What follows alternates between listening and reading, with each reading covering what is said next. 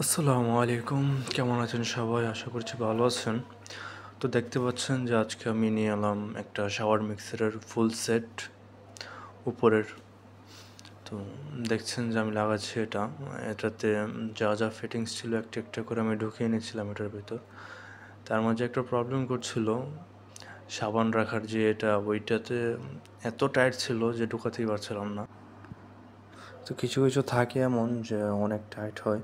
তো এগুলোতে হয় মূলত আপনার যদি জিনিসটা কম দামের হয় সেটাতেই প্রবলেম দেখা দেয় বেশি, কারণ এটা হচ্ছে খুবই কম দামের। তো দেখতে পাচ্ছেন যে এটাকে আমি দেয়ালে সেট করে তারপর মার্কিং করে ড্রিল করে তারপর লাগাচ্ছিলাম।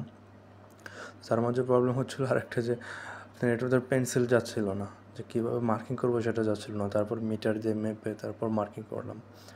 তো করার পর উপরে আমি প্রথমে একটা ফিক্স করলাম, প্রথমটা ফিক্স করার পর তারপর আবার মিটার দিয়ে মেপে আবার সেটাকে ফিক্স করতেছিলাম। এই এটা ২ বার করতে হয়েছে আমার, কারণ হচ্ছে যে বললামই যে জিনিসটা খুবই কম দামের। তো এই দেশে আপনার আরবিরা চায় যে খুবই সুন্দর দেখাক, কিন্তু টাকা খরচ করতে চাইবো না, এটাই সমস্যা। তো কম দামি জিনিস হইলে এইগুলো লাগাইতে অনেক সমস্যা হয়। কখনো কখনো কিছু জিনিস আছে যে আপনি ধরার আগেও ভাঙা যেতে পারে। তো এটাই আর কি।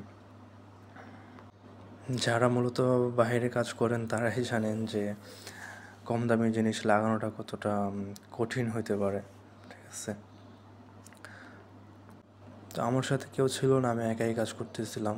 তো ক্যামেরা ধরার মতো কেউ ছিল না। তো এখানে একটা বক্স ছিল, বক্সের মাঝে ক্যামেরাটা রাইখা কোনোভাবে দেখাইতে চাইতেছিলাম আপনাদেরকে। পারফেক্টলি হচ্ছিল না, তারপরে চেষ্টা করছিলাম যতটুকু সম্ভব ভালো করা যায়। এতটুকুই হচ্ছিল আর কি। যাই হোক, আমিও ভিডিও বানানো তেমন একটা অভ্যস্ত না আমার। তো চেষ্টা করি যেন একটু ভালো বানাইতে পারি, এই আর কি। তো দেখতে পাচ্ছেন যে এক এক করে সবগুলোই লাগিয়ে ফেলছি। তো আমার কাজও প্রায় শেষের দিকে, অল্প একটু বাকি আছে। তার মাঝে জিনিসটা কম দামের হইলেও মানে এটা অনেক পছন্দ হয়েছে আমার, অনেক সুন্দর ছিল। কিন্তু তার মধ্যে সবচেয়ে বেশি পছন্দ যেটা হয়েছে সেটা হচ্ছে উপরের হেডটা, এটা স্কোয়ার ছিল। আমার কাছে খুবই সুন্দর লাগছিল।